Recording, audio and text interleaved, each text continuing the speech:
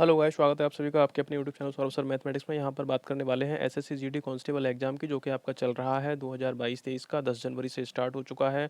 और यहाँ पर जीके और जीएस से रिलेटेड जो भी क्वेश्चंस आते हैं उन पर बात की जाती है, जो पिछले एग्जाम्स में भी आए हुए हैं और आगे आने की उनकी प्रबल संभावना रहती है। ये हमारा 36 नंबर सेशन रहेगा दोस्तों। इससे पहले कि आपने सेशन 35 नहीं देखे हैं तो आई बटन पर जाकर देख लीजिए।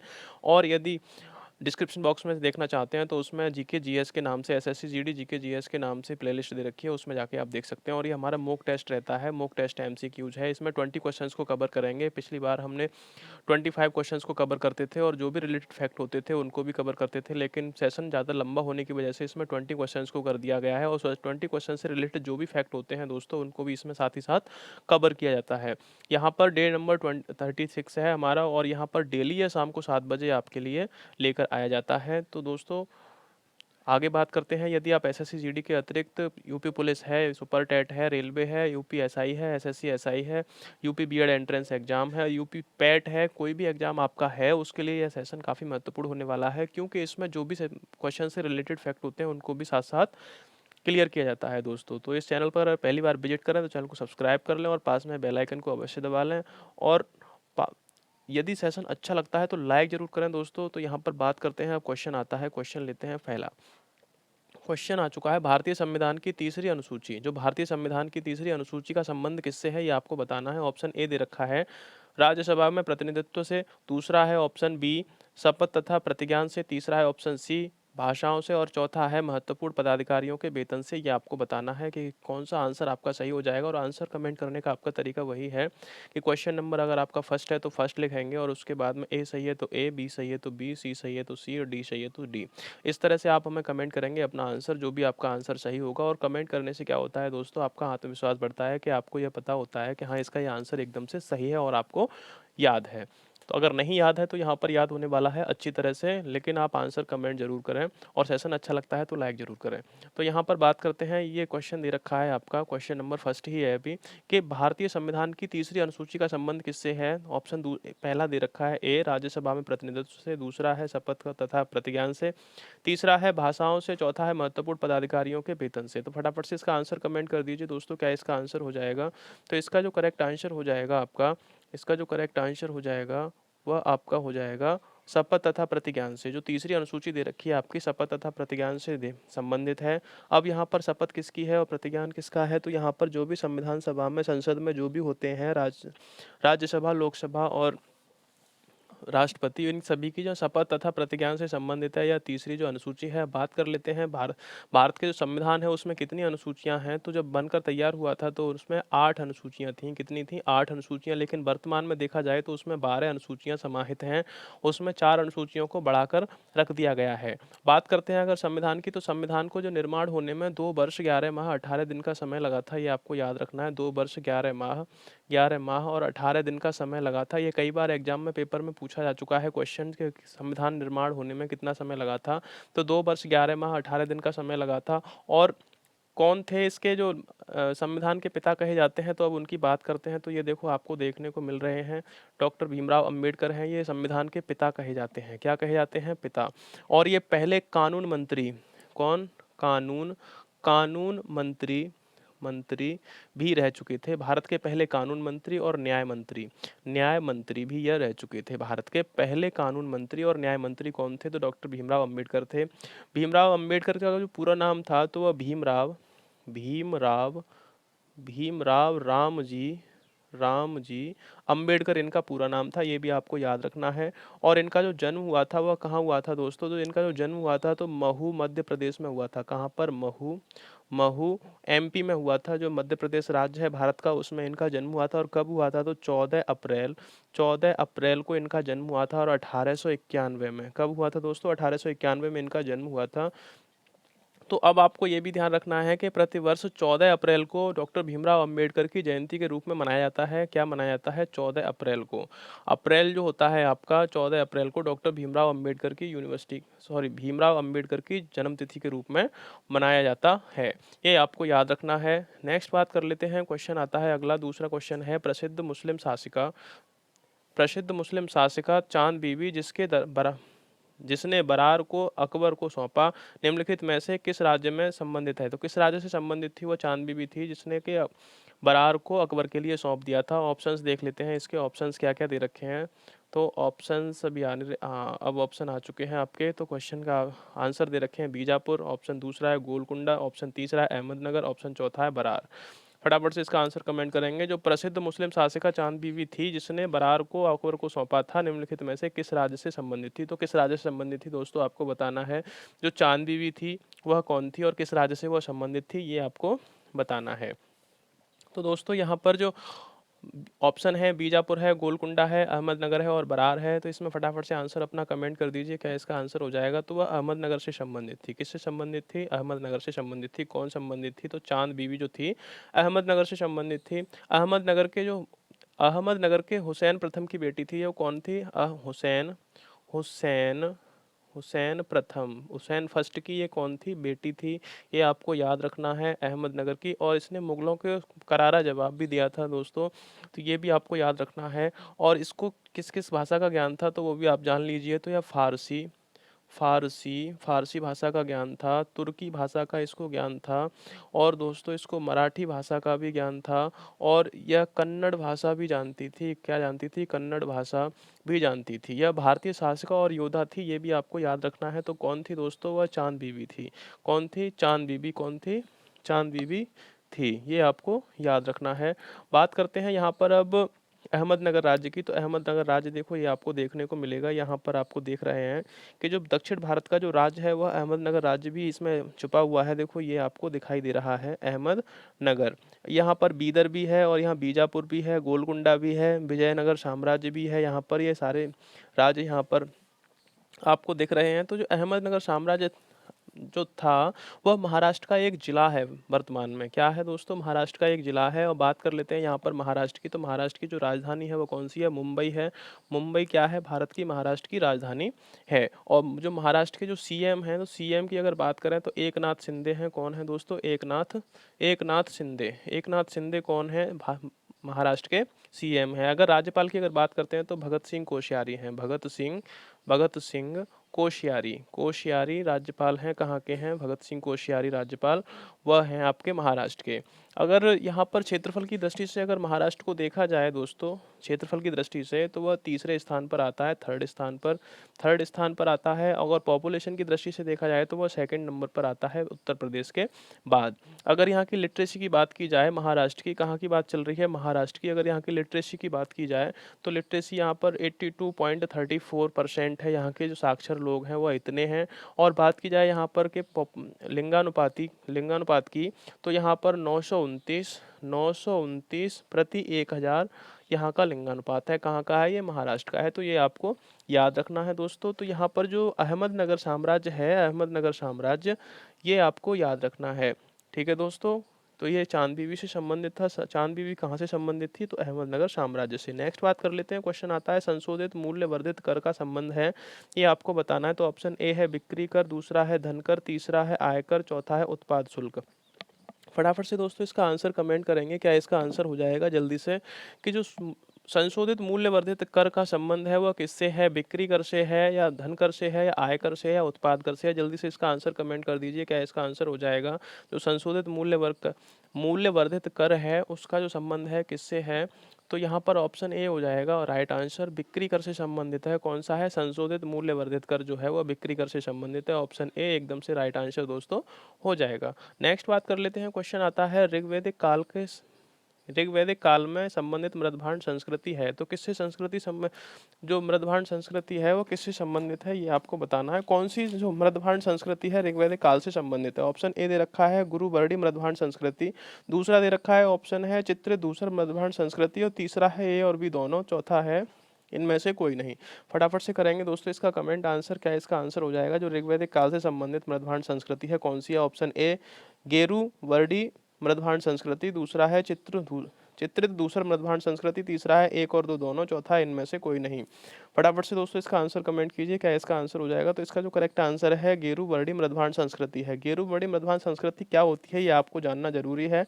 तो यहाँ आप देखते हैं गेरु वर्डी मृदभांड संस्कृति कैसी होती है। तो देखिए दोस्तों ये आपको जो देखने को मिल रहा है ये गेरु वर्डी मृदभांड संस्कृति है। इस तरह के जो मृदभांड होते थे। मृदभांड मीन्स होता है बर्तन, बर्तन होता है मृदभांड मीन्स, यानी रखने रखने वाले जो सामान रखने वाले बर्तन होते हैं उनको मृदभांड कहते हैं।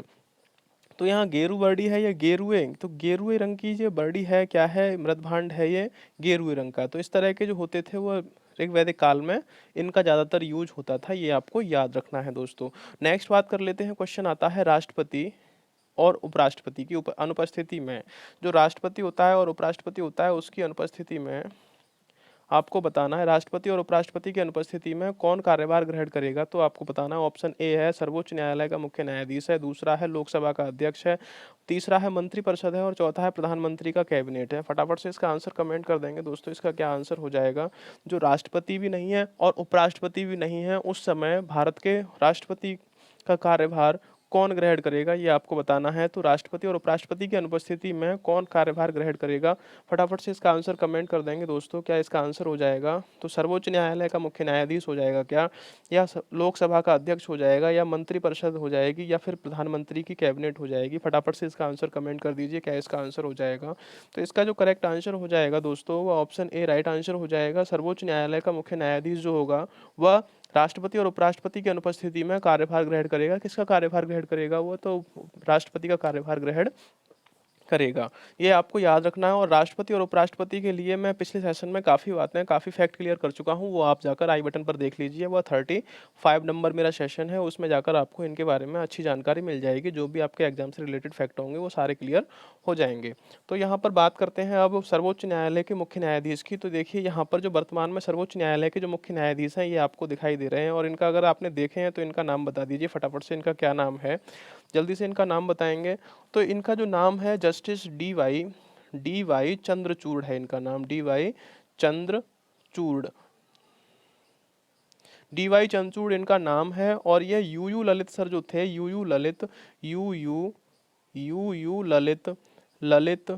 जो जस्टिस थे, उनकी जगह पर इन्होंने अपना कार्यभार ग्रहण किया है। वह रिटायरमेंट होने के बाद उनका, तब इन्होंने अपना कार्यभार ग्रहण किया है। और इनका जो बता दिया जाए कि ये कौन से नंबर के राष्ट्र वो हैं, सीजेआई हैं, चीफ जस्टिस ऑफ इंडिया हैं। तो 50वें नंबर के यह सीजेआई बने हैं। और इनके जो पिताजी थे वह भी एक सीजेआई थे। वह कौन से नंबर के थे, तो 16 नंबर के उनके जो पिताजी थे वह सीजेआई थे, चीफ जस्टिस ऑफ इंडिया। और इनके अगर पदभार की बात करते हैं तो इन्होंने पदभार कब ग्रहण किया था, तो 9 नवंबर 2022 को इन्होंने अपना कार्यभार ग्रहण किया था दोस्तों। ये भी आप याद रखना है। और ये किसके बेटे हैं, तो वाई वी चंद्रचूड़ के बेटे हैं ये दोस्तों, ये आपको याद रखना है। अब बात करते हैं यहाँ पर जो कि सीजेआई होते हैं यानी चीफ जस्टिस ऑफ इंडिया होते हैं, उनकी जो अवधि होती है वह कितनी होती है। तो दोस्तों जब तक यह 65 वर्ष की आयु तक नहीं पहुँच जाते हैं तब तक यह अपने कार्यभार ग्रहण करते रहते हैं, अपने पद पर आसीन रहते हैं। जैसे ही इनकी 65 वर्ष की आयु पूर्ण होती है तो इनको कार्य मुक्त कर दिया जाता है, यानी कि इनका रिटायरमेंट हो जाता है। और बात कर लेते हैं यहाँ पर, देखो ये क्वेश्चन बहुत आता है कि जो भारत के प्रथम सर्वोच्च न्यायालय के जो मुख्य न्यायाधीश थे उनका नाम क्या था। तो यहाँ पर हीरालाल जे कानिया थे। तो कौन से, हीरालाल जे कानिया, ये आपको याद रखना है दोस्तों। ये कई बार ऑप्शन आ चुका है, क्वेश्चन आ चुका है एग्जाम में कि सबसे पहले सर्वोच्च न्यायालय के जो न्यायाधीश थे वह कौन थे, तो हीरालाल जे कानिया थे। इनके बारे में मैंने आपको बता दिया है कि इनका नाम है डी वाई चंद्रचूड़, ये आपको याद रखना है, जो कि वाई वी चंद्रचूड़ के ये बेटे हैं। ये 50 में कौन है, चीफ जस्टिस ऑफ इंडिया हैं। और वाई भी जो थे वह 16 में चीफ जस्टिस ऑफ इंडिया थे। और इन्होंने पदभार कब ग्रहण किया था ये भी मैंने आपको बताया, तो 9 नवंबर 2022 को इन्होंने पदभार ग्रहण किया था। ये फैक्ट आपको याद रखने हैं दोस्तों। बात कर लेते हैं यहाँ पर, नेक्स्ट क्वेश्चन आता है, संविधान सभा द्वारा अंतिम रूप से पारित संविधान में कुल अनुच्छेदों तथा अनुसूचियां हैं। तो कितने अनुच्छेद और कितनी अनुसूचियां हैं जो जब पारित हुआ था संविधान तब की आपको बतानी है कि कुल कितने अनुच्छेद तथा अनुसूचियां हैं। तो ऑप्शन ए दे रखा है 378 अनुच्छेद और 7 अनुसूचियां, दूसरा है 390 अनुच्छेद और 7 अनुसूचियां, तीसरा है ऑप्शन 395 अनुच्छेद और 8 अनुसूचियां, और चौथा है 398 अनुच्छेद और 8 अनुसूचियां। फटाफट से इसका आंसर कमेंट कर देंगे दोस्तों। इसका क्या आंसर हो जाएगा? संविधान सभा द्वारा अंतिम रूप से पारित संविधान में कुल कितने अनुच्छेद और अनुसूचियां थीं? मैं बार बार इसको बता चुका हूं कि उसमें कितने अनुच्छेद थे और कितनी अनुसूचियां थीं। आपने अगर सेशंस को नहीं देखा है तो आप फटाफट से आई बटन पर जाइए, वहां पर आपको देखने को मिल जाएगा। जो भी सेशन है मैंने इसके उसमें जिक्र किया है और बहुत अच्छे से उनको बताया है। तो कौन सा ऑप्शन, फटाफट से आंसर कमेंट कीजिए दोस्तों। ऑप्शन ए है 378 अनुच्छेद और 7 अनुसूचियां, बी है 390 अनुच्छेद और 7 अनुसूचियां, सी है 395 अनुच्छेद और 8 अनुसूचियां और डी है 398 अनुच्छेद और 8 अनुसूचियां। जल्दी से करेंगे दोस्तों इसका आंसर कमेंट। तो इसका जो करेक्ट आंसर है दोस्तों ऑप्शन सी है, 395 अनुच्छेद थे, 8 अनुसूचियां थी। जो अब आप समझ लीजिए इनको कि जब वर्तमान में न जाकर आपको पीछे जाना है, जब संविधान बनकर तैयार हुआ था तो कब तैयार हुआ था? तो 26 नवंबर 1949 को बनकर यह संविधान तैयार हुआ था। उस समय की यहाँ पर बात की गई है। तो दोस्तों यहाँ पर उस समय की बात करते हैं तो कितनी अनुसूचियाँ थीं? तो 8 अनुसूचियाँ थीं, लेकिन वर्तमान में यह 12 अनुसूचियाँ हो गई हैं। ये आपको याद रखना है। यहाँ पर बात करते हैं अनुच्छेदों की, तो अनुच्छेद कितने हैं? तो वर्तमान में यहाँ बात करते हैं, यहाँ पर पहले थे कितने? 395 अनुच्छेद थे, लेकिन वर्तमान में अगर बात करते हैं तो 448 अनुच्छेद यहाँ पर 101 संविधान संशोधन के तहत हो चुके हैं। ये आपको याद रखने हैं। तो दोस्तों काफ़ी कुछ बदल रहा है। जिस तरह से बदल रहा है उसी हिसाब से आप भी अपनी तैयारी को बढ़ाते चले जाइए। तो यहाँ पर बात करते हैं, अब देखिए इसके जो स्थायी अध्यक्ष थे वह कौन थे? डॉक्टर राजेंद्र प्रसाद थे। अस्थायी अध्यक्ष थे वह कौन थे? तो सच्चिदानंद सिन्हा थे। ये भी आपको याद रखना है। और ये कब? तो 9 दिसंबर को कौन बना था? जो अस्थायी अध्यक्ष थे सच्चिदानंद सिन्हा बने थे। और 11 दिसंबर को स्थायी अध्यक्ष डॉक्टर राजेंद्र प्रसाद को यहाँ पर आसीन किया गया था। ये दोस्तों आपको याद रखना है। नेक्स्ट बात कर लेते हैं, क्वेश्चन अगला आता है। देखिए यहाँ पर संविधान सभा के बारे में कुछ बातें हैं, उनको भी आप थोड़ा देख लीजिए कि संविधान सभा की मांग के बारे में यहाँ पर बात की गई है। दोस्तों क्या हुआ था कि सर्वप्रथम 1895 में संविधान सभा की मांग बाल गंगाधर तिलक द्वारा स्वराज विधेयक द्वारा की गई थी। और 1922 में गांधी जी ने संविधान सभा द्वारा संविधान निर्माण की मांग प्रबलतम तरीके से की। 1924 में मानवेंद्र नाथ राय ने सुझाव दिया कि भारत का अपना संविधान हो। तो किसने सुझाव दिया था? तो मानवेंद्र नाथ रॉय ने दिया था। अब कैबिनेट मिशन योजना, मंत्रिमंडल योजना, ये कैबिनेट मिशन आया। तो कैबिनेट मिशन योजना के तहत भारत के संविधान का गठन किया गया, जिसकी अध्यक्षता लॉर्ड पैथिक लॉरेंस ने की तथा अन्य सदस्य सर स्टेफर्ड क्रिप्स और एवी अलेक्जेंडर थे। इस योजना के तहत संविधान सभा में 389 सदस्य थे, यानी 389 सदस्य होंगे। अब यहाँ पर बात की जाती है कि निर्वाचित कितने थे? तो 296 निर्वाचित थे, जिसमें 292 ब्रिटिश प्रांत से और 4 कमिश्नरी क्षेत्र से थे। यहाँ पर मनोनीत की अगर बात की जाती है तो 93 मनोनीत थे, सभी देशी रियासतों से मनोनीत थे। ये आपको याद रखना है। तो संविधान सभा के बारे में यहाँ पर ये फैक्ट बात की गई है कि यहाँ पर सर्वप्रथम 1895 में किसने? बाल गंगाधर तिलक ने स्वराज विधेयक द्वारा इसकी मांग की थी। और गांधी जी ने 1922 में इसकी मांग की थी। और 1924 में मानवेंद्र नाथ रॉय ने सुझाव दिया था कि भारत का एक संविधान होना चाहिए। और भारत के जो संविधान सभा में कितने सदस्य थे? तो 389 सदस्य थे। निर्वाचित थे 296 और कमिश्नरी प्रांत से 4 और ब्रिटिश प्रांत से 292 सदस्यों को लिया गया था। मनोनीत कितने किए गए थे? तो 93, सभी देशी रियासतों से मनोनीत किया गया था।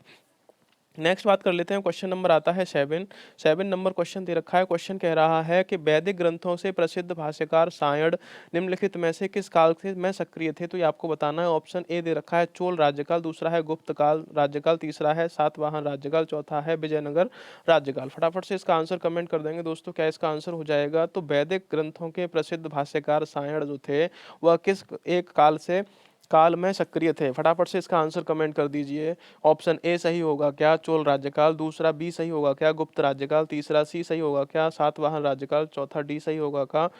यहाँ पर विजयनगर साम्राज्य। तो जो वैदिक ग्रंथों के प्रसिद्ध भाष्यकार सायण थे वह किस राज्यकाल से संबंधित थे? फटाफट से आंसर कमेंट कर दीजिए दोस्तों। क्या इसका आंसर है? तो इसका जो करेक्ट आंसर है दोस्तों वह विजयनगर साम्राज्य है, यानी विजयनगर राज्यकाल है। अब विजयनगर राज्यकाल के बारे में आप जान लीजिए कि विजयनगर राज्यकाल के बारे में चलिए देखते हैं। यहाँ पर तो देखिए ये है विजयनगर एम्पायर, जो आपको दिख रहा है यहाँ पर, ये विजयनगर एम्पायर है जो दक्षिण भारत में है। कहाँ पर है दोस्तों? दक्षिण भारत में है। यहाँ पर देखिए ये विजयनगर है। विजयनगर यहाँ पर देखने को मिल रहा है। इतना जो क्षेत्र दे रखा है आपका, यह विजयनगर है। और ये यहाँ पर कालीकट है, जहाँ पर कालीकट आपको दिखाई दे रहा है, वहाँ पर कौन पहुँचा था? तो वास्को ड गामा जो पुर्तगाली था, वह कालीकट पहुंचा था। कब पहुंचा था? तो 1498 में वह कालीकट पहुंचा था, ये आपको याद रखना है दोस्तों। और यहाँ विजयनगर साम्राज्य की अगर बात की जाती है, तो विजयनगर साम्राज्य की जो स्थापना हुई थी वह कब हुई थी? तो यह जो साम्राज्य सामने आया था, तो 1336 में यह साम्राज्य सामने आया था। और किसने की थी? तो दो भाइयों ने इसकी स्थापना की थी। किस किसने? तो हरिहर हरिहर और बुक्का ने, बुक्का, हरिहर और बुक्का इसके संस्थापक थे दोनों, ये आपको याद रखना है दोस्तों। इसके राजाओं ने समथिंग 310 वर्ष तक शासन किया था, ये भी आपको याद रखना है। और इसे कर्नाटक साम्राज्य कहा जाता है दोस्तों। क्या कहा जाता है? कर्नाटक, कर्नाटक साम्राज्य के नाम से भी इसको जाना जाता है, ये आपको याद रखना है। और विजयनगर जो साम्राज्य की जो राजधानी थी, तो विजयनगर साम्राज्य की राजधानी भी विजयनगर ही थी, ये आपको याद रखना है। एक बात और बता देता हूँ, ये तुंगभद्रा नदी है दोस्तों। क्या है? तुंगभद्रा नदी। और ये कृष्णा नदी है। तो इन दोनों नदियों के मध्य में यह विजयनगर साम्राज्य पनपा था, ये आपको याद रखना है दोस्तों। अब यहाँ पर बात करने वाले हैं दोस्तों नेक्स्ट क्वेश्चन की। तो क्वेश्चन आगे नेक्स्ट देखते हैं। तो निम्नलिखित में से कौन सा कथन असत्य है, ये आपको बताना है। जो कथन असत्य है, फटाफट से आंसर कमेंट करेंगे दोस्तों। ज़्यादा छोटा करना पड़ेगा, दिखेगा कि नहीं? दिख जाएगा। चलिए बात करते हैं यहाँ पर, निम्नलिखित में से कौन सा कथन असत्य है? तो उपराष्ट्रपति को पदच्युत करने पर महाभियोग की आवश्यकता नहीं पड़ती है। दूसरा ऑप्शन दे रखा है, उपराष्ट्रपति के निर्वाचन संबंधी सभी विवादों का निर्वाचन आयोग देखता है। तीसरा ऑप्शन है, यदि उपराष्ट्रपति का निर्वाचन अवैध घोषित कर दिया जाता है, तो इस निर्णय के पूर्व उनके उनके द्वारा संपन्न कार्य अवैध नहीं होंगे। चौथा है, उपरोक्त सभी। तो फटाफट से आपको बताना है कौन सा करेक्ट इसमें यानी असत्य है, बाकी कौन कौन से सत्य हैं, ये आपको बताना है। फटाफट से इसका आंसर कमेंट करेंगे दोस्तों। क्या इसका आंसर हो जाएगा? जल्दी से काम आंसर कमेंट कीजिए। अगर आपको उपराष्ट्रपति के बारे में जानना है, तो पिछला सेशन आप देख लीजिएगा। तो यहाँ पर उपराष्ट्रपति को पदच्युत करने की के लिए महाभियोग की आवश्यकता पड़ती है कि नहीं, ये आपको बताना है। दूसरा, ये सही है क्या? उपराष्ट्रपति के निर्वाचन संबंधी सभी विवादों का निर्वाचन आयोग देखता है। तीसरा, यदि उपराष्ट्रपति का निर्वाचन अवैध घोषित कर दिया जाता है, तो ऐसे निर्णय के पूर्व उनके द्वारा संपन्न कार्य अवैध होंगे या नहीं। और चौथा है, उपरोक्त सभी। तो जल्दी से आंसर आपने कमेंट कर दिया होगा दोस्तों। इसका जो करेक्ट आंसर है ऑप्शन बी राइट आंसर हो जाएगा कि उपराष्ट्रपति के निर्वाचन संबंधी सभी विवादों को निर्वाचन आयोग देखता है। ऐसा नहीं है, क्योंकि जो निर्वाचन संबंधी जो विवाद होते हैं उनको कहाँ देखा जाता है? तो सर्वोच्च न्यायालय में दोस्तों देखा जाता है। अब बात कर लेते हैं यहाँ पर जो उपराष्ट्रपति हैं, तो उपराष्ट्रपति कौन हैं? तो जगदीप धनखड़ हैं दोस्तों। जगदीप धनखड़ हैं। मैंने पिछले सेशन में आपकी बात की गई है। जगदीप धनखड़ कौन है दोस्तों? उपराष्ट्रपति हैं भारत के। और उपराष्ट्रपति भारत के हैं दोस्तों, या कितने नंबर के हैं? तो 14वें नंबर के उपराष्ट्रपति हैं भारत के, ये आपको याद रखना है। कौन है? जगदीप धनखड़। तो और उपराष्ट्रपति के साथ साथ ये जो उपराष्ट्रपति होते हैं वो राज्यसभा के सभापति होते हैं दोस्तों। कौन है? राज्यसभा के क्या होते हैं दोस्तों? सभापति होते हैं, ये आपको याद रखना है दोस्तों। तो यहाँ पर बात करने वाले हैं नेक्स्ट क्वेश्चन की। क्वेश्चन आता है अगला, प्रतिहार स्वयं को किसका वंशज मानते थे? जो राम के प्रतिहार अर्थात द्वारपाल थे। फटाफट से इसका आंसर कमेंट करेंगे। जो प्रतिहार स्वयं को किसका वंशज मानते थे? यहाँ खाली जगह है, आपको देखना है। जो मानते थे, जो राम के प्रतिहार यानी अर्थात द्वारपाल थे, ऑप्शन ए दे रखा है सूर्य, ऑप्शन बी है चंद्र, ऑप्शन सी है लक्ष्मण, ऑप्शन डी है इनमें से कोई नहीं। तो फटाफट से इसका आंसर कमेंट करेंगे दोस्तों। इसका क्या आंसर हो जाएगा? जो प्रतिहार थे, जो गुर्जर प्रतिहार थे, उनके जो वंशज वंशज किसको मानते थे, ये आपको बताना है। तो ऑप्शन ए सही होगा, या बी सही होगा, या सी सही होगा, या डी सही होगा? जल्दी से आंसर कमेंट करेंगे दोस्तों। क्या हो जाएगा? जो प्रतिहार स्वयं को मानते थे, तो वह लक्ष्मण का वंशज मानते थे दोस्तों। किसका वंशज मानते थे? लक्ष्मण का। जो राम है रामचरितमानस में जो राम है श्री राम, उनके जो भाई थे लक्ष्मण, उनका वंशज मानते हैं दोस्तों। किसका वंशज मानते हैं? अयोध्या वाले जो राम हैं उनके भाई लक्ष्मण का वंशज मानते हैं। अब बात कर लेते हैं यहाँ पर गुर्जर प्रतिहार वंश की। तो देखिए यहाँ पर ये देखने को मिल रहा है आपके लिए, यह भी भारत में ही है। तो गुर्जर प्रतिहार जो राजवंश आपको देखने को मिल रहा है, यह इतना गुर्जर प्रतिहार राजवंश है। और गुर्जर प्रतिहार जो राजवंश की जो राजधानी की बात करते हैं, तो देखो दोस्तों यहाँ पर ये कन्नौज आपको दिखाई दे रहा है, ये कन्नौज है, ये ग्वालियर है। दोस्तों ये गुर्जर प्रतिहार जो राजवंश है, इसकी जो राजधानी थी दोस्तों, यह कन्नौज थी। ये आपको याद रखना है दोस्तों। और इस प्रतिहार राजवंश की अगर बात करते हैं, तो आठवीं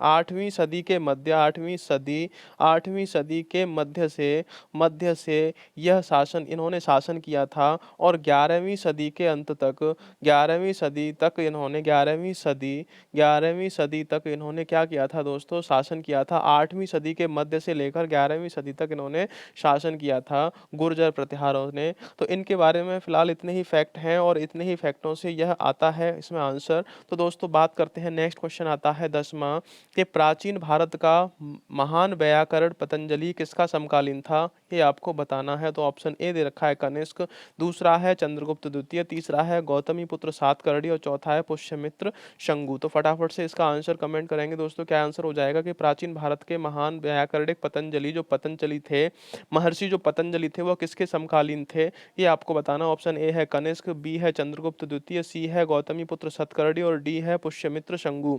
फटाफट से इसका आंसर कमेंट कर देंगे दोस्तों, इसका क्या आंसर हो जाएगा। तो इसका जो करेक्ट आंसर है दोस्तों, वह पुष्यमित्र शंगु है। क्या है दोस्तों, पुष्यमित्र शंगु। ऑप्शन डी जो है आपका एकदम से राइट आंसर हो जाएगा। जो पतंजलि थे, महर्षि पतंजलि जो व्याकरणविद थे, यानी व्याकरण जिनको कहते हैं, वह किसके समकालीन थे, तो पुष्यमित्र शंगु के समकालीन थे। अब बात कर लेते हैं पुष्यमित्र वंश की। तो देखिए यहाँ पर है ये मैप ऑफ शंगु वंश, शुंगा वंश, और 180 बीसीई यहाँ पर लिखा हुआ है। तो ये जो आपको दिखाई दे रहा है, ये आपका क्या है, शुंगा वंश है दोस्तों। कौन है, शुंग वंश है। शुंग वंश की जो स्थापना की थी, वह पुष्यमित्र शुंग ने की थी। पुष्यमित्र शुंग ने इसकी स्थापना की थी, ये आपको याद रखना है। और ये मौर्य राजवंश के बाद में आया था दोस्तों। कब आया था, मौर्य राजवंश के बाद में। इसका जो शासनकाल माना जाता है दोस्तों, 185 ईसा पूर्व से लेकर 185 ईसा पूर्व से लेकर 73 ईसा पूर्व तक का इसका शासनकाल दोस्तों माना जाता है। ये जो थे पुष्यमित्र शुंग थे, वह कौन थे, तो दोस्तों अभी आपको मैं बताने वाला हूँ। तो यह पुष्यमित्र शुंग थे, यह बृहद्रथ मौर्य के सेनापति थे दोस्तों। कौन थे, सेनापति थे। ये पुष्यमित्र शुंग जो हैं बृहदत्त मौर्य के सेनापति थे। और इसी तरह यह सेनापति होने के साथ साथ दोस्तों जो मौर्य वंश था, उसके बाद में इन्होंने शुंग वंश की स्थापना की थी। और इनकी जो राजधानी की बात की जाए दोस्तों, तो इनकी अगर राजधानी की बात की जाए, तो देखिए यहाँ पर यह है पाटलिपुत्र इनकी राजधानी थी। किसकी, शुंगा एम्पायर की जो राजधानी थी दोस्तों, वह पाटलिपुत्र इनकी राजधानी थी, जो वर्तमान में पटना के नाम से जानी जाती है। और पटना अभी किसकी राजधानी है, तो दोस्तों आपको बता दिया जाए कि बिहार राज्य की राजधानी है पटना। अब बिहार के जो मुख्यमंत्री हैं वो कौन है, आप हमें कमेंट करके दोस्तों बताएंगे फटाफट से। तो बात करते हैं यहाँ पर नेक्स्ट क्वेश्चन की। क्वेश्चन नंबर आगे देखते हैं कि भाषा, 11वां क्वेश्चन आता है कि भाषा जिसे कंप्यूटर समझता है वह निष्पादित करता है कहलाती है। बताइए फटाफट से इसका आंसर, क्या आंसर हो जाएगा। जो कंप्यूटर भाषा समझता है उसको कौन सी भाषा कहा जाता है, ये आपको बताना है। तो अमेरिकन भाषा है ऑप्शन ए, ऑप्शन बी है मशीनी भाषा, ऑप्शन सी है कीबोर्ड, ऑप्शन डी है इनमें से कोई नहीं। तो फटाफट से इसका आंसर कमेंट कर दीजिए दोस्तों कि क्या इसका आंसर सही हो जाएगा कि भाषा जिसे कंप्यूटर समझता है वह निष्पादित करता है कहलाती है। तो कौन सी, अमेरिकन भाषा है, मशीनी भाषा है, कीबोर्ड है, या इनमें से कोई नहीं है।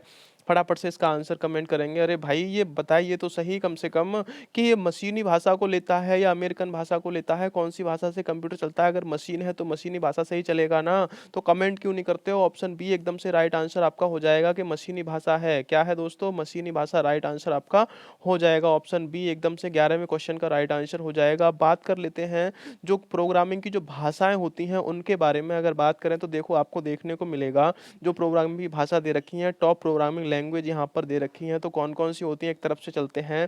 तो रूबी जो प्रोग्रामिंग लैंग्वेज है, पाइथन प्रोग्रामिंग लैंग्वेज है, सी या C plus plus programming language है, जावा प्रोग्रामिंग लैंग्वेज है, पीएचपी प्रोग्रामिंग लैंग्वेज है, जावा स्क्रिप्ट प्रोग्रामिंग लैंग्वेज है, यहाँ पर स्विफ्ट प्रोग्रामिंग लैंग्वेज है और सी हैज प्रोग्रामिंग लैंग्वेज है, और इसके अलावा भी प्रोग्रामिंग लैंग्वेज है। तो इतनी सारी जो लैंग्वेज हैं वो प्रोग्रामिंग लैंग्वेज होती हैं दोस्तों, ये भी आपको याद रखना है। इसका आप चाहो तो स्क्रीनशॉट ले सकते हो, क्योंकि आपको ऑप्शन में पूछने को आ जाती हैं कि प्रोग्रामिंग लैंग्वेज कौन कौन सी होती है, तो इनमें से कोई भी एक आए या दो आए या चारों आए ऑप्शन में और कहे कि इनमें से सभी होती हैं, तो ये भी आपको देखने को मिल सकती हैं। तो कौन कौन सी होती हैं ये भी आपको याद रखना है। तो कौन कौन सी हैं, रूबी है, पाइथन है, सी प्लस प्लस है, जावा है, यहाँ पीएचपी है, जावा स्क्रिप्ट है, स्विफ्ट है, सी हैज है और स्केला है। फटाफट से इसका आंसर आपने दे दिया है। नेक्स्ट क्वेश्चन की बात करते हैं। यहाँ पर आता है परमाणु में कितने इलेक्ट्रॉन होते हैं। फटाफट से आंसर कमेंट करेंगे। जो परमाणु है 92U238, इस परमाणु में कितने इलेक्ट्रॉन होते हैं, तो फटाफट से आंसर कमेंट कर दीजिए दोस्तों। अगर ऐसा आपको फिगर देखने को मिलता है कि नीचे 92 है और यू है और 238 है,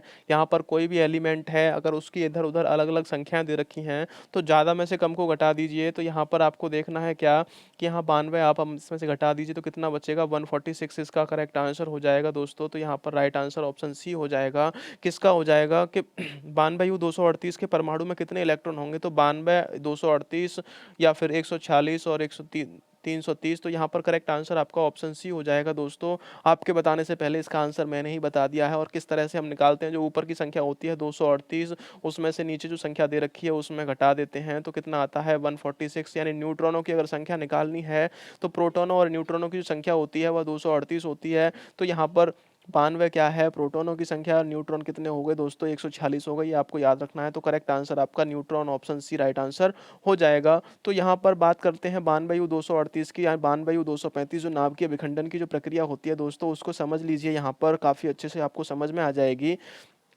ये आपको मिला है नाभिकीय विखंडन, न्यूक्लियर फ्यूजन इसको कहते हैं। अब यहाँ पर देख लीजिए, तो इंसिडेंट न्यूट्रॉन्स हैं यहाँ पर, और फ्यूजनेबल न्यूक्लियॉन्स हैं, ये आपको दिखाई दे रहा है। तो यहाँ पर क्या होता है दोस्तों, जब एक धीमी गति के जो न्यूट्रॉनों की बौछार की जाती है 92U235 पर, जब धीमी गति के न्यूट्रॉनों की बौछार की जाती है तो वह आपका न्यूक्लियर फ्यूजन होने लगता है, यानी विखंडन होने लगता है। तो एक से कितने बनते हैं दोस्तों, एक से तीन बनते हैं, 1, 2 और 3। और यही चेन आपकी चलती रहती है, इसमें से भी 3 बनेंगे, इसमें से भी 3 बनेंगे, और इसमें से भी ये न्यूक्लियर फ्यूजन होता है। तो इसी तरह से यह चेन आगे बढ़ती रहती है, इसमें अपार ऊर्जा मुक्त होती है दोस्तों, ये भी आपको याद रखना है। तो रिलीज ऑफ एनर्जी देखो यहाँ पर आपको देखने को मिल रही है, रिलीज ऑफ एनर्जी है दोस्तों।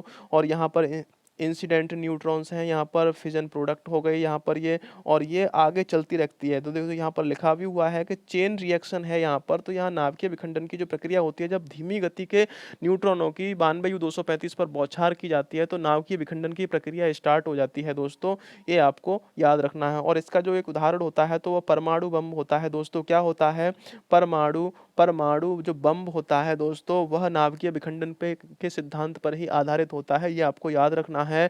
और भारत हुआ चाहे कोई भी आपका देश हुआ, सभी के पास परमाणु बम आज की वर्तमान में उपलब्ध होते जा रहे हैं, और परमाणु बमों के ऊपर ही एक दूसरे से युद्ध करने के लिए शुरू हो जाते हैं। अब यहाँ पर बात करने वाले हैं परमाणु बमों की। तो परमाणु बम भारत के पास जो हैं, उसने यह निर्णय ले रखा है, प्रण कर रखा है कि वह अपनी तरफ से कभी भी पहले से परमाणु बम का यूज नहीं करेगा दोस्तों। तो ये आपको याद रखना है। और पहला जो परमाणु परीक्षण किया था वह राजस्थान के पोखरण में किया था। किस में किया था, पोखरण में किया था। किसने किया था, यह भारत ने पहला परमाणु परीक्षण किया था, उसकी बात मैं कर रहा हूं। तो वह परमाणु जो परीक्षण किया था दोस्तों, वह नाभिकीय विखंडन पर ही आधारित था, ये आपको याद रखना है दोस्तों। नेक्स्ट बात कर लेते हैं, क्वेश्चन आता है, क्वेश्चन नंबर 13 है कि रिंग रोग के नाम से जाना जाता है। तो किसको रिंग रोग के नाम से जाना जाता है। ऑप्शन एक है शैथिल रोग, दूसरा है मोजेक रोग, तीसरा है बंकी टॉप, चौथा है वार्ट रोग। फटाफट से इसका आंसर कमेंट कर दीजिए दोस्तों, इसका क्या आंसर हो जाएगा, जल्दी फटाफट आंसर कमेंट किया करें जिससे कि मैं और आगे की तरफ बढ़ सकूं। यहाँ पर 13वां क्वेश्चन है कि रिंग रोग के नाम से किसको जाना जाता है। तो शैथिल रोग है, मोजेक रोग है, बंकी टॉप है, या वार्ट रोग है। फटाफट से आंसर कमेंट करेंगे दोस्तों, क्या हो जाएगा। तो इसका जो करेक्ट आंसर है दोस्तों वह शैथिल रोग हो जाएगा। ऑप्शन ए एकदम से राइट आंसर हो जाएगा। जो रिंग रोग होता है, रिंग मीन्स गोला होता है दोस्तों, रिंग मीन्स गोला होता है। गोला वाला रोग क्या होता है, तो वह शैथिल रोग होता है। अब आपको देखना है कि कौन सा रोग होता है। तो दोस्तों ये देख लीजिए, यह आलू का शैथिल रोग है दोस्तों। क्या है, आलू में दिखाई दे रहा है, ये आलू है और आलू के अंदर यह इस तरह से जो रोग आया हुआ है रिंग के समान, इसमें भी आपको देखने को मिल रहा है। यह रिंग के समान जो रोग आया हुआ है, यह आलू का रोग है। तो इसमें आलू का जो सैथिल रोग होता है वही रिंग रोग आपका कहलाता है दोस्तों, ये आपको याद रखना है। यानी कि आलू जो ऊपर से होता है एकदम सही होता है और बीच में भी सही सा निकलता है, लेकिन जो मध्य में जो होता है, बीच के और बाहर के जो मध्य में होता है, वह आपका रिंग रोग की तरह इस तरह से देखो दोस्तों देखने को मिलता है। तो ये आलू खराब हो चुका होता है। ये किस रोग के कारण होता है? तो यह रिंग रोग के कारण होता है। किस रोग के कारण? रोग रिंग रोग क्यों रखा गया? कि इसमें रिंग बन जाती है दोस्तों रोग की, इस वजह से इसको रिंग रोग कहा जाता है और इसको सैथिल रोग के नाम से भी जाना जाता है। नेक्स्ट बात कर लेते हैं। क्वेश्चन आता है यहाँ पर, पादपों में जल तथा खनिज लवणों का संचालन किसके द्वारा होता है? ये आपको बताना है। जो पादप होते हैं उनमें जल और खनिज लवणों का संचालन होता है, वो किसके द्वारा होता है? ऑप्शन ए है जाइलम, दूसरा है फ्लोएम, तीसरा है पिथ और चौथा है कॉर्टेक्स। जल्दी से इसका आंसर कमेंट कर देंगे दोस्तों। जो पादप होते हैं, जो पौधे होते हैं, उनमें खनिज लवणों का संचालन होता है, किसके कारण होता है आपको बताना है। ऑप्शन ए दे रखा है जाइलम, दूसरा है फ्लोएम, तीसरा है पिथ और चौथा है कॉर्टेक्स। जल्दी से आंसर कमेंट कर देंगे दोस्तों। जब पादपों की अगर बात की जाती है तो उसमें जाइलम और फ्लोएम ये मुख्य भूमिका निभाते हैं दोस्तों। यहाँ पर इन दो को आप भूल जाइए, क्योंकि ये आपके करेक्ट आंसर नहीं हो सकते। तो मैं इन्हें काट देता हूँ फटाफट से। ए और बी में से जो भी आंसर आपका करेक्ट है उसको आंसर कमेंट कीजिए दोस्तों फटाफट से, क्या इसका आंसर हो जाएगा। तो जल्दी से करेंगे इसका आंसर कमेंट दोस्तों, क्या इसका आंसर हो जाएगा? तो इसका जो करेक्ट आंसर है दोस्तों, इसका जो करेक्ट आंसर है वह जाइलम है दोस्तों। क्या है? जाइलम। जाइलम के कारण ही वह संचालन होता है। किसका संचालन होता है? खनिज लवणों का संचालन होता है। किसमें? और पादपों में होता है जल तथा खनिज का जो संचालन होता है वह किसके कारण होता है? जाइलम द्वारा। अब इसकी प्रक्रिया को दोस्तों थोड़ा समझ लीजिए कि देखो ये दे रखे हैं यहाँ पर दोनों, जाइलम और फ्लोएम दोनों दे रखे हैं दोस्तों यहाँ पर। तो यहाँ पर प्रकाश संश्लेषण उत्पाद है यहाँ पर दोस्तों। तो क्या हो रहा है यहाँ पर? जल और खनिज लवण नीचे से आपके यहाँ पर इसको पौधे को मिल रहे हैं और यहाँ पर दोस्तों यहाँ इधर फ्लोएम की प्रक्रिया है, इधर जाइलम की प्रक्रिया है। तो वन वे फ्लो इसमें हो रहा है दोस्तों। क्या हो रहा है? वन वे फ्लो हो रहा है। लेकिन फ्लोएम में क्या होता है? टू वे फ्लो होता है, यानी दोनों तरफ फ्लो होता है इसका। आगे देखते हैं, वाटर एंड मिनरल्स इसमें दे रखे हैं और वाटर एंड फूड इसमें दे रखा है दोस्तों। यानी मिनरल्स हैं इसमें, इसमें क्या है? फ्लोएम में फूड है। यहाँ पर दूसरा बात करते हैं दोस्तों, no end walls between cells, यानी सेल्स के मध्य में कोई एंड वॉल नहीं है। और यहाँ पे एंड वॉल्स विद परफरेशन है यहाँ पर देखो दोस्तों। और यहाँ पर देखते हैं इसमें, तो दोस्तों ये जाइलम की प्रक्रिया को इस तरह से यहाँ पर समझा रखा है और यहाँ फ्लोएम की प्रक्रिया को समझा रखा है। तो यहाँ पर बात कर रहे थे कि जल और खनिज लवणों को किसके द्वारा संश्लेषित किया जाता है? तो जाइलम द्वारा संश्लेषित किया जाता है। ये आपको याद रखना है। ये वन वे प्रोसेस होता है, ये टू वे प्रोसेस होता है, ये आपको याद रखना है दोस्तों। तो इसको ध्यान रखें। और नेक्स्ट बात करते हैं, क्वेश्चन नंबर आता है 15 क्वेश्चन में क्या कहा गया है कि हर पौधे में प्रकाश संश्लेषण की क्रिया में होता है। तो प्रकाश संश्लेषण की जो क्रिया होती है उसमें क्या होता है ये आपको बताना है। तो नाइट्रोजन लेना, ऑक्सीजन छोड़ना, दूसरा है कार्बन डाइऑक्साइड लेना, ऑक्सीजन छोड़ना, तीसरा है ऑक्सीजन लेना, कार्बन डाइऑक्साइड छोड़ना, चौथा है ऑक्सीजन लेना, नाइट्रोजन छोड़ना। जल्दी से करेंगे दोस्तों इसका आंसर कमेंट, क्या इसका आंसर हो जाएगा? दोस्तों एसएससी जीडी के एग्जाम में इसी तरह के क्वेश्चंस पूछे जा रहे हैं और उन्हीं क्वेश्चंस को मैं लेकर आ रहा हूं आपके लिए। और भी जो एग्जाम होते हैं उनमें भी ये क्वेश्चंस आपके लिए काफ़ी महत्वपूर्ण होते हैं, क्योंकि इनसे रिलेटेड जो भी फैक्ट होते हैं उन्हें साथ ही साथ मैं क्लियर कराता रहता हूँ। तो अगर सेशन अच्छा लगता है तो लाइक जरूर करें, अपने दोस्तों के साथ भी इसको शेयर करें, जिससे कि वो भी अपनी तैयारी को बेस्ट बना सकें और अपनी सीट निकाल सकें। आप भी अपनी सीट निकालिए, जिससे कि आपका फ्यूचर ब्राइट हो जाए दोस्तों। यहाँ पर बात करते हैं अब इस क्वेश्चन की। क्वेश्चन दे रखा है आपका, क्वेश्चन है कि हर पौधे में प्रकाश संश्लेषण की क्रिया में होता क्या है? नाइट्रोजन लेना, ऑक्सीजन छोड़ना, कार्बन डाई लेना ऑक्साइड लेना और ऑक्सीजन छोड़ना, ऑक्सीजन लेना, कार्बन डाइऑक्साइड छोड़ना, ऑक्सीजन लेना और नाइट्रोजन छोड़ना। फटाफट से इसका आंसर कमेंट कर दीजिए दोस्तों, इसमें क्या आंसर हो जाएगा? तो दोस्तों जब प्रकाश संश्लेषण की जो क्रिया होती है उसमें क्या होता है? तो ऑक्सीजन को कार्बन डाइऑक्साइड को छोड़ता है और लेता है और ऑक्सीजन को छोड़ता है। ये आपको याद रखना है। जो हरे भरे पौधे होते हैं उनके दिन में क्या करते हैं? वो ऑक्सीजन छोड़ते हैं, कार्बन डाइऑक्साइड को शोषित करते हैं और ऑक्सीजन को वह छोड़ते हैं। अब बात कर लेते हैं यहाँ पर जो प्रकाश संश्लेषण की जो क्रिया होती है, जो फोटोसिंथेसिस किसको कहते हैं, ये आप देख लीजिए कि क्या ये प्रक्रिया है। तो देखिए यहाँ पर सोलर एनर्जी आ रही है, आपकी सोलर एनर्जी, सूर्य का प्रकाश यहाँ पर आ रहा है और ये कार्बन डाइऑक्साइड को ले रहा है दोस्तों। क्या हो रहा है? कार्बन डाइऑक्साइड को यह पेड़ शोषित कर रहा है, ऑक्सीजन को निकाल रहा है और शुगर को भी निकाल रहा है। तो ये आपको याद रखना है दोस्तों। जब प्रकाश संश्लेषण की जो क्रिया होती है उसमें कार्बन डाइऑक्साइड को क्या करता है? ग्रहण करता है पौधा और ऑक्सीजन को निष्कासित करता है, यानी ऑक्सीजन को निकालता है। और ये प्रक्रिया कब होती है? फोटोसिंथेसिस की या प्रकाश संश्लेषण की जो प्रक्रिया होती है वह सूर्य की एनर्जी से होती है। सूर्य की जो किरणें होती हैं उनसे यह स्टार्ट होती है। और वाटर दोस्तों यहाँ पर यह नीचे से लेता है, या पानी का शोषण कहाँ से करता है, यहाँ नीचे से करता है, यानी कि जाइलम के द्वारा ही यह पानी का शोषण करता है, ये आपको याद रखना है।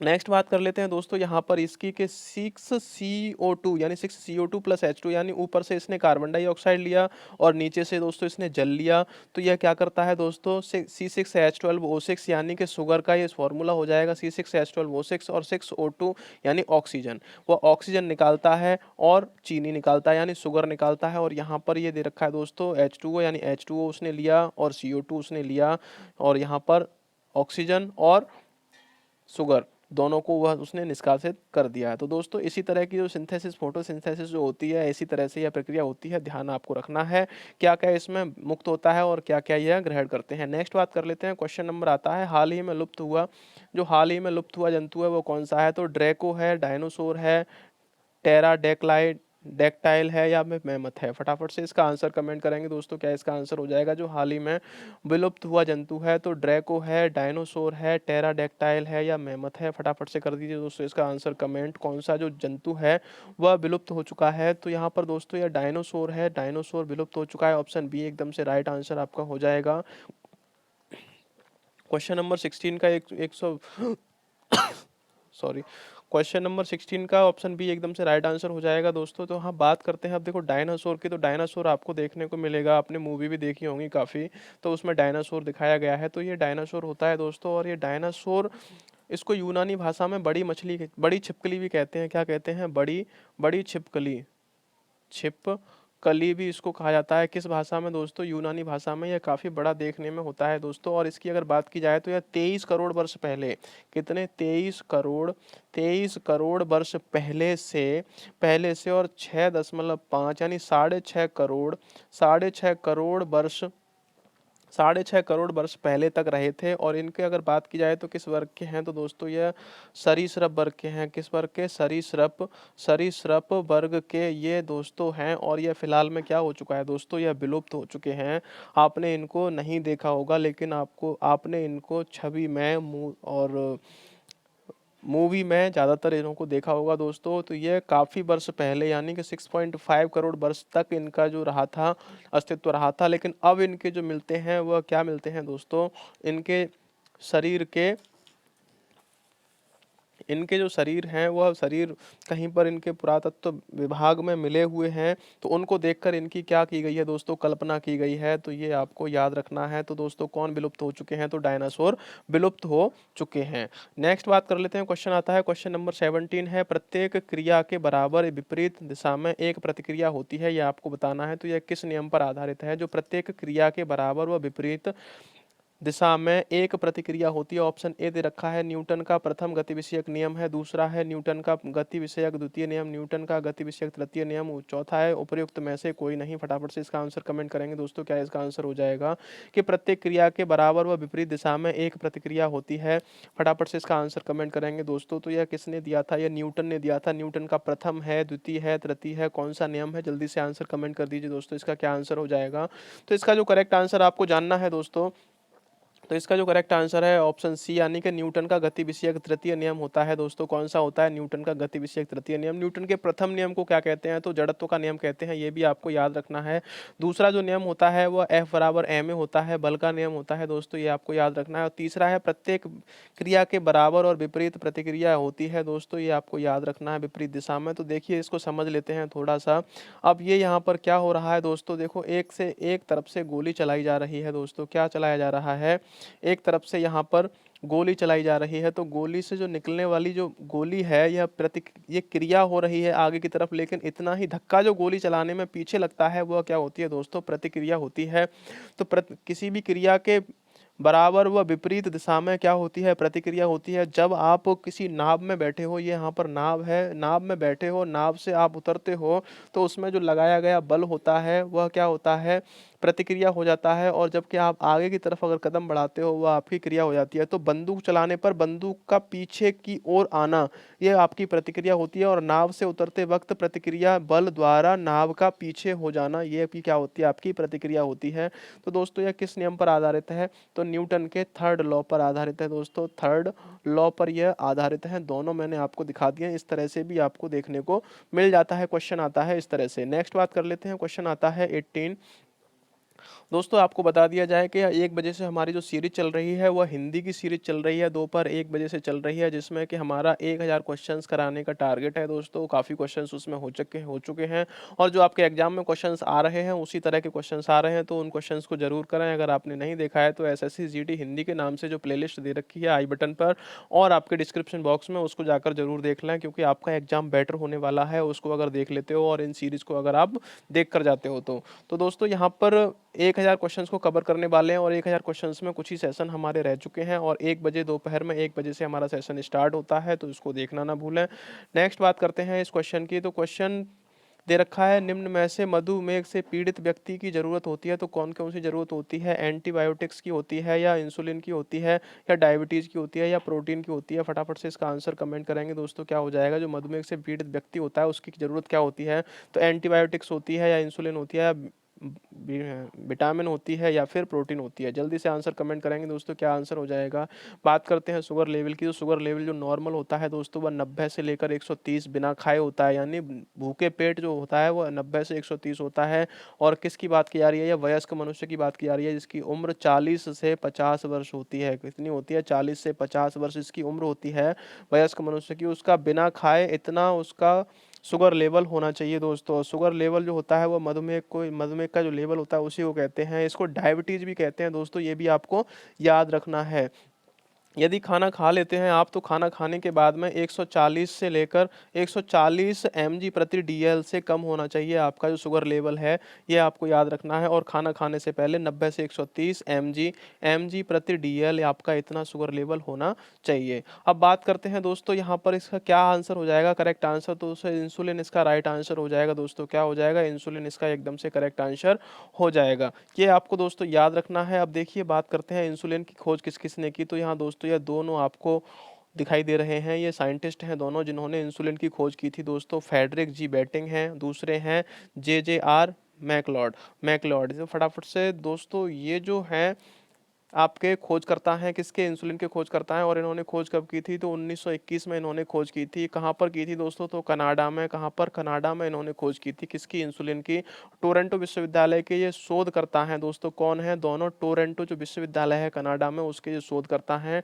नेक्स्ट फैक्ट आपको बता दिया जाए कि मानव शरीर में 12 से 15 ग्राम कार्बोहाइड्रेट की खपत होने के बाद में 1 यूनिट देख लीजिए यहाँ पर कितना कम होता है दोस्तों, 1 यूनिट इंसुलिन बनता है दोस्तों। ये आपको याद रखना है। और ये कहाँ बनता है, तो जो अग्नाशय में बनता है दोस्तों। कहाँ बनता है इंसुलिन, अग्नाशय में इंसुलिन बनता है। और ये अगर जो अग्नाशय में जो पैनक्रियाज होती है उसमें अगर इंसुलिन बनना बंद हो जाता है तो मनुष्य को क्या होता है, डायबिटीज होना स्टार्ट हो जाता है। और यह जो अग्नाशय में जो इंसुलिन बनता है ये क्या काम करता है दोस्तों, ये मानव शरीर के शुगर लेवल को नियंत्रित रखता है। ये आपको याद रखना है दोस्तों। तो यहाँ पर ये दोनों कौन है दोस्तों, यह इंसुलिन के खोजकर्ता हैं। कहाँ के थे, तो कनाडा के टोरंटो विश्वविद्यालय के ये शोधकर्ता थे। इन्होंने 1921 में इंसुलिन की खोज की थी, ये आपको याद रखना है। तो फेडरिक जी बेंटिंग और JJR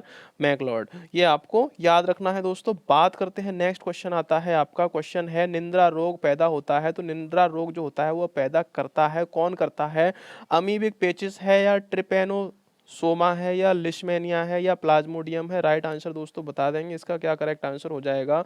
जो कि निंद्रा रोग पैदा करता है, तो अमीबिक पेचिस है, या ट्रिपेनोसोमा है, या फिर आपका दे रखा है लिशमोनिया है, या फिर प्लाज्मोडियम है। फटाफट से इसका आंसर कमेंट करेंगे दोस्तों, क्या इसका आंसर हो जाएगा। जल्दी से करिए दोस्तों, इसका आंसर कमेंट क्या हो जाएगा। तो ट्रिपेनोसोमा इसका राइट आंसर हो जाएगा। ऑप्शन बी एकदम से राइट आंसर है दोस्तों। तो निंद्रा रोग पैदा करता है, कौन पैदा करता है, ट्रिपेनोसोमा। कौन पैदा करता है दोस्तों, ट्रिपेनोसोमा, यह पैदा करता है क्या, निंद्रा रोग। अब बात कर लेते हैं यहाँ पर, देखिए ये है ट्रिपेनोसोमा आपका ट्रिपेनोसोमा इस तरह का होता है दोस्तों, ये देख लीजिए, ये काफ़ी सूक्ष्म होता है। यहाँ पर आपको बड़ा करके दिखाया गया है। तो इसमें एक न्यूक्लियस होता है, दूसरा सिप्टोप्लाज्म होता है दोस्तों। इसमें फ्री अ, इसमें नेटोप्लास्ट भी होता है। और दोस्तों यहाँ पर इसके बॉडी पार्ट्स दे रखे हैं, आप देख सकते हैं। तो इसकी वजह से ही निंद्रा रोग होता है दोस्तों। किसकी वजह से? ये जो आप देख रहे हैं, इसी की वजह से निंद्रा रोग होता है। नेक्स्ट बात कर लेते हैं, क्वेश्चन आता है, क्वेश्चन नंबर 20 है। इस सेशन का एक लास्ट क्वेश्चन रह गया है दोस्तों, फटाफट से इसका भी आंसर आप कमेंट करेंगे। तो इसमें आपको बताना है कि पीतल का बर्तन किस अवयव द्वारा बनता है, ये आपको बताना है। तो ऑप्शन ए दे रखा है, कॉपर तथा जिंक है। दूसरा कॉपर और टिन है, कॉपर और एल्युमिनियम है, कॉपर और निकेल है। फटाफट से दोस्तों इसका आंसर बताएंगे, क्या इसका आंसर हो जाएगा। दोस्तों आपको 7 बजे का समय नहीं भूलना है। 7 बजे हम जो भी है 20 से लेकर 25 क्वेश्चंस तक लेकर आते हैं आपके एग्जाम से रिलेटेड। यदि आप किसी भी एग्जाम की तैयारी कर रहे हो तो यह क्वेश्चंस उसमें आने वाले हैं दोस्तों। ये से बिल्कुल भी ऐसा नहीं है कि आपके क्वेश्चंस अलग निकल जाएं, इसी से क्वेश्चन आपके आने वाले हैं, क्योंकि इसमें जो फैक्ट होते हैं उनसे रिलेटेड आपके क्वेश्चंस एग्जाम में आने वाले हैं। इन क्वेश्चन से एग्जाम में क्वेश्चन भी आने वाले हैं। तो 7 बजे का समय प्रतिदिन आपके यह सीरीज चलती है, तो इस सीरीज को जरूर देखें। अगर सेशन अच्छा लगता है तो लाइक जरूर करें, और चैनल पर अगर पहली बार विजिट करें चैनल को सब्सक्राइब कर लें, और पास में बेल आइकन को भी दबा लें, जिससे कि आने वाले सेशन का नोटिफिकेशन आपको मिल सके और आप अपनी तैयारी को बेहतर कर सको दोस्तों। तो यहाँ पर आपको बताना है कि पीतल का बर्तन किन किन अवयवों से बनता है। ऑप्शन ए है कॉपर और जिंक है, कॉपर और टिन है, कॉपर और एल्युमिनियम है, कॉपर और निकेल है। फटाफट से इसका आंसर कमेंट कर दीजिए दोस्तों, इसका क्या आंसर हो जाएगा। तो दोस्तों इसका जो करेक्ट आंसर हो जाएगा आपका कॉपर और जिंक। कॉपर और जिंक के मिश्रण से ही पीतल बनता है, ये आपको याद रखना है। पीतल है, यहाँ पर पीतल को क्या कहा जाता है, तो ब्रास कहा जाता है। ये आपको याद रखना है। कभी कभी बोल देता है ब्रास की मिश्र धातुओं के नाम बताइए, तो कौन कौन सी धातुएं होती हैं दोस्तों, तो कॉपर और जिंक आपको फटाफट से छाप देना है। फटाफट से इसी क्वेश्चन को आंसर को आपको दिमाग में छाप लेना है कि कॉपर और जिंक क्या है, तो पीतल के मिश्रित धातु हैं दोस्तों। कौन कौन सी हैं, कॉपर है और जिंक है। आप हमें कमेंट करके बताएंगे कि कॉपर का कितना परसेंट होता है पीतल में और जिंक का कितना परसेंट होता है दोस्तों। ठीक है दोस्तों, तो इस सेशन में फिलहाल के लिए इतना ही दोस्तों, मिलते हैं नेक्स्ट सेशन में। तब तक आप अपनी तैयारी को बेहतर बनाते रहिए। और जीके और जीएस का यह 36 नंबर सेशन था दोस्तों, यह कंप्लीट हो चुका है। इसमें मॉक टेस्ट थे, और मॉक टेस्ट इसमें 20 क्वेश्चंस को कवर किया गया था। यह डेली आपको शाम को 7 बजे देखने को मिलेगा दोस्तों। फिलहाल के लिए इसमें सेशन में इतना ही, मिलते हैं नेक्स्ट सेशन में। तब तक के लिए नमस्कार।